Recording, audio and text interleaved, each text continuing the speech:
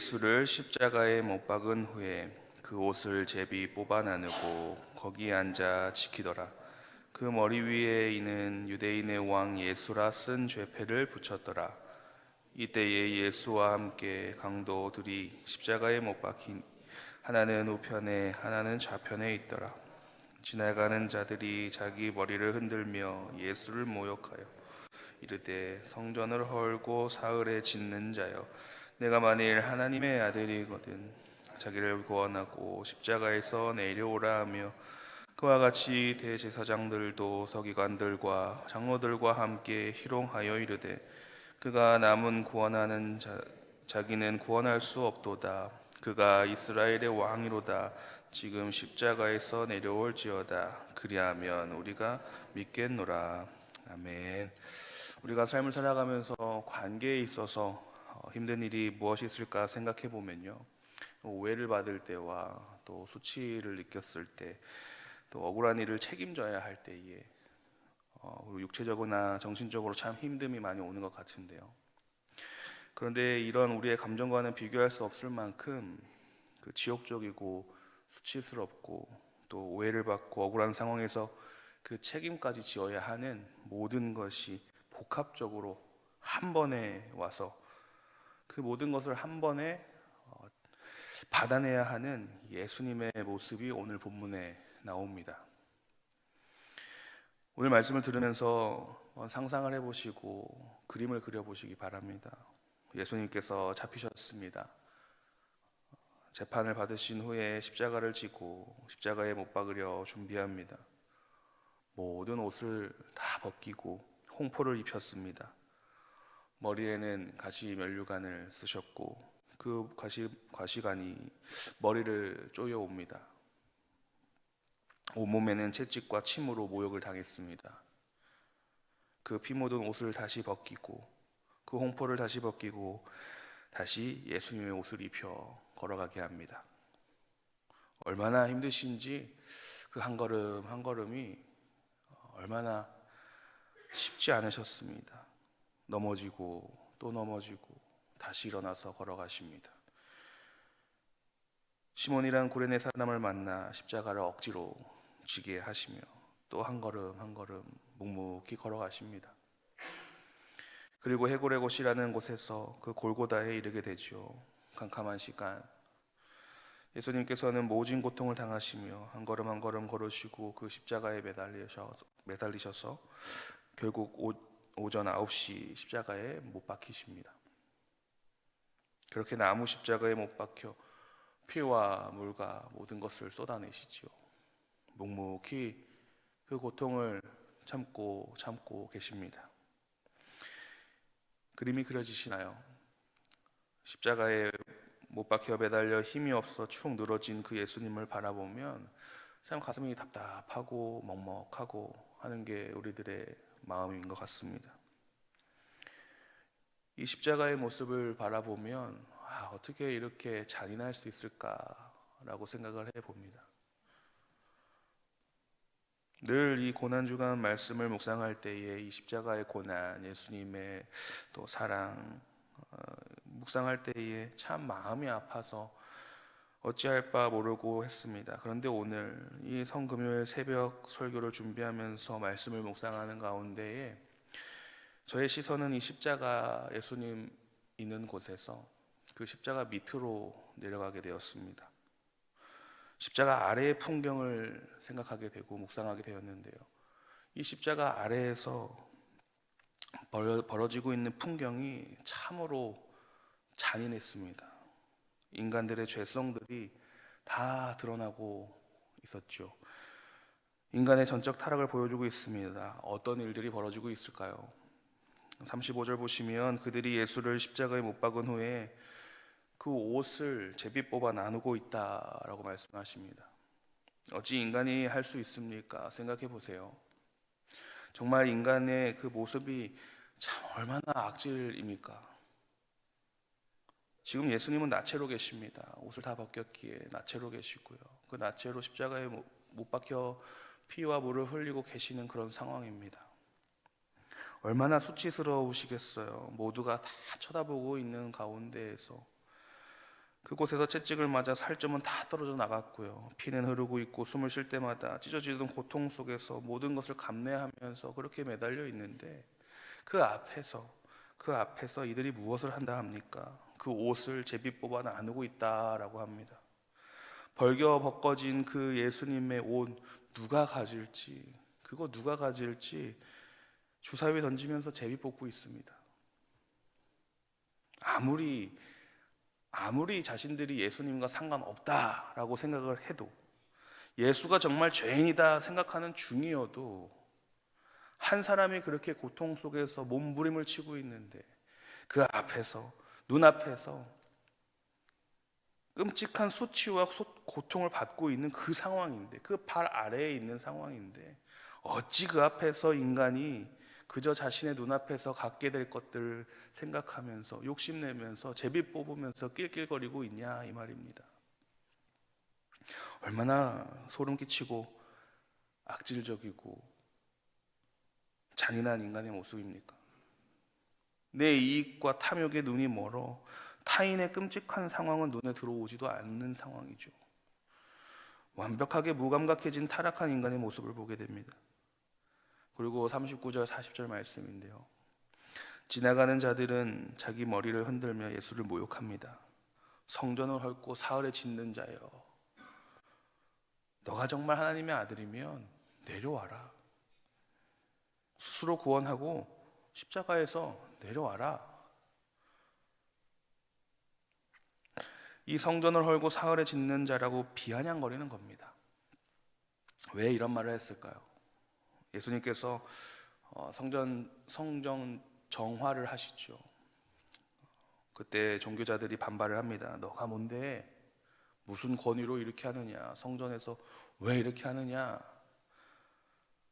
너가 이렇게 할 만한 자라면 표적을 보여라 라고 얘기를 했을 때에 예수님께서 그때 하신 말씀이 바로, 그렇다면 너희가 성전을 헐어라, 내가 사흘 만에 세울게 라고 하신 그 말씀입니다.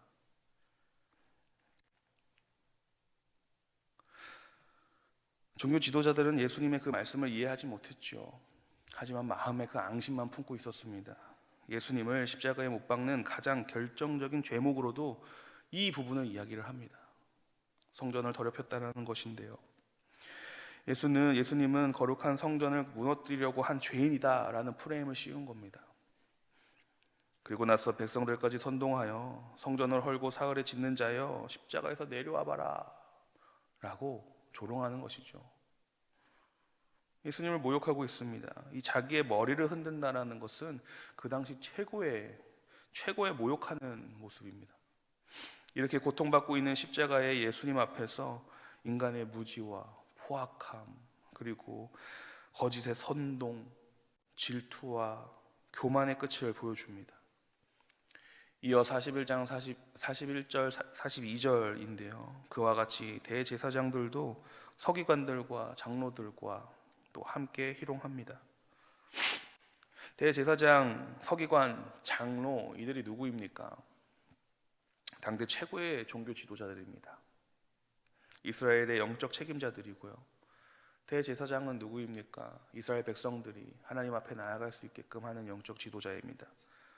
백성의 죄를 짊어지고 하나님 앞으로 나아가는 최고 예배 집례자입니다. 서기관은 평생 하나님의 말씀을 연구하며 하나님의 말씀을 가까이 하며 연구하는 성경 전문가이고요. 장로들은 하나님의 공의로 이 백성들을 다스리는 지도자입니다. 최고 권력자들인데요, 종교 엘리트들이고요. 평생 말씀에 따라 메시아를 기다렸던 자들입니다. 그런데 이들이 어찌합니까? 다른 사람은 구원하는데 아이고 자신은 구원하지 못하는구나 비웃습니다. 이스라엘 왕이라는 사람이 어떻게 십자가에 못 박혀 있냐 비웃습니다. 정말 하나님의 아들인가 비웃습니다. 지금 십자가에서 내려오면 우리가 믿어주겠다 비웃습니다. 이것을 성경은 희롱하였다라고 말씀합니다. 가장 하나님과 가까워야 하는 사람들입니다. 아니, 그 모습이 참 가장 가까워 보이려고 하는지 모르겠습니다. 그 하나님을 늘 경배하고 찬양해야 하는 그들이 예수님을 바라보면서 가장 잔인하게 조롱하고 있는 것이죠. 십자가 밑에서 벌어지는 이 인간의 참담한 죄악들, 그 모습들을 보게 됩니다. 십자가 밑에서 벌어지는 일들, 그 모습을 바라보며 또 안타까워하고 계시는 예수님의 얼굴이 그려지시나요? 십자가에 매달려 있는 것만으로도 너무 힘이 드는데 그 앞에서 행해지고 있는 인간들의 모습을 보면서 그 마음은 얼마나 또 무너지지 않으셨을까요? 여러분, 고난주간을 우리가 보내고 있고 예수님의 고난을 묵상하면서 십자가 밑에 있는 우리들의 모습을 한번 뒤돌아보면 좋겠습니다. 혹시 나를 위해 죽어가는 그 예수님을 앞에 두고 그저 눈앞에 있는 그 옷 한 벌 챙기겠다고 낄낄거리며 내 욕심을 차리고 있지는 않았을까요? 십자가 아래 앉아 나를 위해 죽으신 그 주님의 찢어진 가슴과 고통은 철저히 외면한 채에 그저 나에게 떨어질 떡고물 하나 생각하면서 그 떡고물을 축복이라는 프레임에 씌워서 그것만 바라보고 있지는 않았을까요? 이기적인 우리의 민낯이 있었다면 우리는 철저히 주님 앞에 회개해야 합니다. 우리가 회개할 때 용서해 주실 줄로 믿습니다. 또한 주님은 가장 끔찍한 그 수치와 고통에 몸부림치고 계시는데 그것이 바로 나 때문인데 그 발 아래 서서 예수님 내려와 보십시오. 그걸 보여주시면 제가 믿겠습니다. 내게 보여주십시오. 기적을 보이면 믿겠다 하는 이 조건적 믿음이 우리 안에 있지는 않았습니까? 제가 말씀을 묵상하면서 가장 죄송했던 부분이 이거였습니다. 나 때문에 십자가에 고통받고 계신 주님 앞에서 주님 보여주세요. 주님 이거 해주세요. 그러면 내가 정말 더 열심히 할게요. 더 믿을게요. 하며 내가 예수님을 시험하고 있었던 모습들을 보면서 너무나도 많이 죄송했습니다.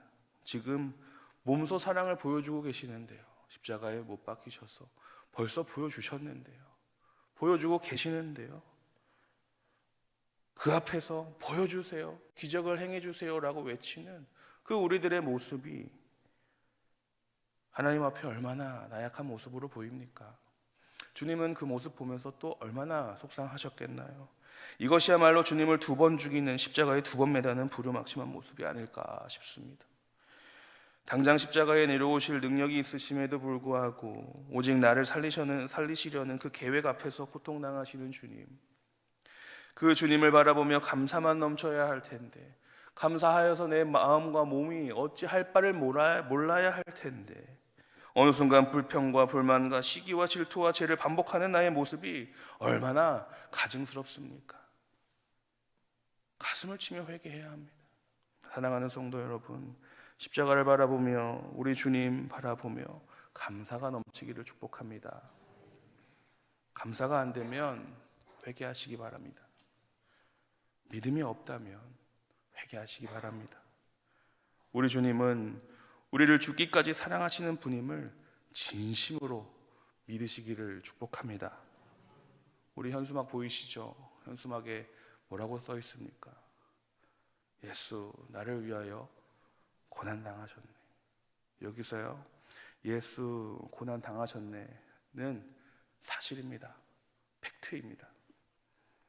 그런데 여기서 멈추는 것이 아니라 한 발 더 나아가 나를 위하여, 이 나를 위하여는 믿음입니다. 그 믿음으로 감사가 넘치게 될 줄로 믿습니다.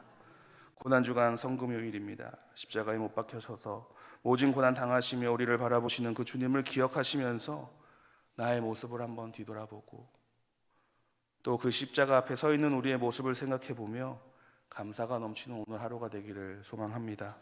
주님의 사랑 묵상하며 우리의 교만 회개하고 믿음의 길 걸어가겠노라 다짐하는 우리의 인생길이 되기를 축복합니다. 사랑이 많으신 하나님 아버지, 고난주간 보내며 성금요일 맞이합니다. 우리를 사랑하시는 그 사랑 몸소 보여주신 그 주님, 그 고통과 괴로움 앞에 저희가 더 감사하고 더 사랑하고 더 깊이 묵상하며 나아가도록 주님 인도하여 주시옵소서. 주님 앞에 인간의 죄성들 다 회개하게 하여 주시고, 조건적으로 믿음을 가지고 있는 우리들의 모습은 뒤로 한 채 조건 없는 하나님의 사랑, 예수님의 순종 기억하게 하여 주시옵소서. 사랑이 많으신 예수 그리스도의 이름으로 기도하옵나이다. 아멘.